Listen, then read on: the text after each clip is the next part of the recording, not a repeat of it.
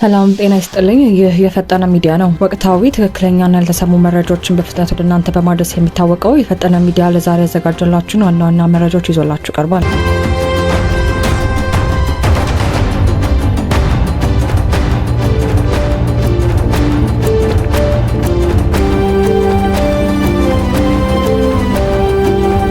በሚቀጥለው ቅዳሜ በዋና ከተማዋ አዲስ አበባ የትግራይ ተወላጆች ሰላማዊ ሰልፍ ለመጥራት ዝግጅት እያደረጉ መሆኑ መዘገቡ ይታወቃል። ይህንን ሰልፍ ተከትሎም ህወሓት በኮሚኒኬሽን ቢሮ በኩል ይፋዊ መግለጫ ባወጣው ሰልፉን አብክሮ መቃወሙን አስታውቋል። ህወሓት ባወጣው መግለጫ የፌዴራል መንግስቱን ጄኖሳይድ በመፈጸምና ለመፈጸም በመዘጋጀት ሲል የከሰሰ ሲሆን ሰልፉን የሚያስተባብሩትን የትግራይ ተወላጆች ደግሞ የስርዓቱ ተላላኪዎች ሲል ፈርጇቸዋል። መግለጫው አክሎም እነዚህ አካላት የትግራይ ህዝብን ብሔራዊ ጥቅምና ፍትሐዊ ትግል ያነጣጠረ ሰልፍ ለማካሄድ እየተንቀሳቀሱ ነው በማለት ኮንኖታል። ህወሓት አዘጋጆቹ በሰጠው የጽሁፍ ማስጠንቀቂያ እንደ ትግራይ ህዝብና መንግስት በዚህ በብሔራዊ ጥቅማችንና በፍትሃዊ ትግላችን ላይ በታለመው ሰልፍ አስተባባሪና ተሳታፊ የሆኑ አካላት 2-3 ጊዜ እንዲያስቡና ከዚህ ነውረኛ ተግባር እንዲቆጠቡ እንጠይቃለን ሲል አሳስቧል። በዋና ከተማዋ አዲስ አበባ ሰላማዊ ሰልፍ ማድረግ ከባድ በሆነበትና የጸጥታ አካላት ፈቃድ ማግኘት እጅግ ብርቅ በሆነበት በዚህ ወቅት የተጠራው ሰልፍ በህወሓት በኩል እንዲህ አይነቱን ጠንካራ ተቃውሞ ማስተናገዱ የብዙዎችን ትኩረት ስቧል። የሰልፉ አስተባባሪዎች እንዳስታወቁት ሰልፉ የተጠራበት ዋና ምክንያት በፕሪቶሪያ የሰላም ስምምነት መሰረት ትጥቅ መፍታትና ሰላም ማስፈን ሲገባ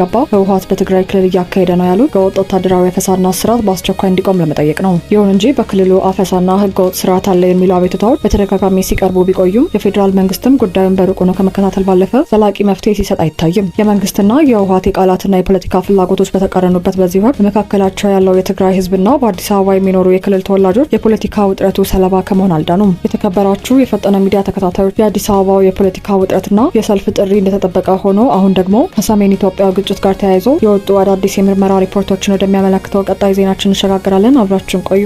ከ2020 እስከ 2022 በተካሄደው የሰሜን ኢትዮጵያ ግጭት ወቅት የተፈጸሙ የሰብአዊ መብት ጥሰቶችን በተመለከተ ሲደረግ የነበረው አብዛኛው ዓለም አቀፍ ትኩረት በኢትዮጵያ መንግስት ኃይሎች፣ በኤርትራና በአማራ ልዩ ኃይሎች ላይ የተቃጣ ነበር። ሆኖም አሁን ይፋ የሆነው አዲስ የምርመራ ሪፖርት በራሱ በህወሓትና በቲዲኤፍ ወታደራዊ መዋቅር ውስጥ የነበረውን አሳዛኝ ገጽታ ይፋ አድርጓል። ዓለም አቀፉ ዘኒው ሁማኒታሪያን ያወጣው ምርመራ ሪፖርት እንደሚጠቁመው ከጥቃት ለመሸሽና ደህንነት ፍለጋ ወደ ቲዲኤፍ የተቀላቀሉ በርካታ ሴት ተዋጊዎች በራሳቸው አዛዦችና ከፍተኛ መኮንኖች የጾታ ጥቃትና አስገዳጅ ብዝበዛ ሲፈጸምባቸው ቆይቷል። በሪፖርቱ ላይ ምስክርነቷን የሰጠችውና በወቅቱ የነርሲንግ ትምህርቷን አቋርጣ ቲዲኤፍን የተቀላቀለችው ትራስ የተባለች የቀድሞ ተዋጊ እንደገለጸችው በካምፑስ በተደረገ ስብሰባ አንድ ኮሎኔል እድሜያቸው ከ12 ዓመት ጀምሮ ያሉ ልጃገረዶችንና አረጋውያንን ጨምሮ መድኃኒት በመስጠት ያደነዝዝና ይደፍር እንደነበር ይፋ ሆኗል። ተጎጂዋ አክላ እንደገለጸችው ይህንን በደል የመረመረው የስርዓተ ጾታ ቡድን አባላት በተከሰሰ ኮሎኔልና የቅርብ አሽከሮቹ ከፍተኛ ዛቻና ማስፈራሪያ ይደርስባቸው ነበር። ይህ በእንዲህ እንዳለ በጥቃቱ የተከሰሰው ኮሎኔል በኋላ ላይ በደረሰበት ጥቆማ በቁጥጥር ስር መዋሉ ቢገለጽም ድርጊቱ በጥቂት አመራሮች ላይ ብቻ የተወሰነ ሳይሆን በብዙ ክፍለ ጦሮች ውስጥ በስልጣን አጠቃቀም ስም ሰፊ የነበረ ባህል እንደነበር ሌሎች የቀድሞ ወታደሮችን መስክረዋል። በሪፖርቱ ላይ የተካተቱ ሌሎች ምስክርነቶች እንደሚያሳዩት ከፍተኛ መኮንኖች የመኮንነት ስልጣናቸውን በመጠቀም ወጣት ሴቶችን የጾታ ግንኙነት እንዲፈጽሙ ይጠይቁ ነበር። ጥያቄውን የተቀበሉትን ወደ ቀለል ያሉ የቢሮና የሬዲዮ ኦፕሬተርነት ቦታዎች ሲመድቡ፣ ጥያቄውን ውድቅ ያደረጉትን ደግሞ ወደ ከባድና አደገኛ የጦር ግንባሮች በቅጣት መልክ ይልኳቸው እንደነበር ተገልጿል። በወቅቱ የቲዲኤፍ አመራሮች ለጉዳዩ ትኩረት ያልሰጡበት ምክንያትም በሪፖርቱ ላይ ተመላክቷል። የቀድሞ ተዋጊዎች እንደሚያስረዱት በእኛ በኩል ያለውን በደል ማውጣት የጠላት ኃይሎች የፈጸሙትን ግፍ ያቀልላቸዋል በሚል ስጋትና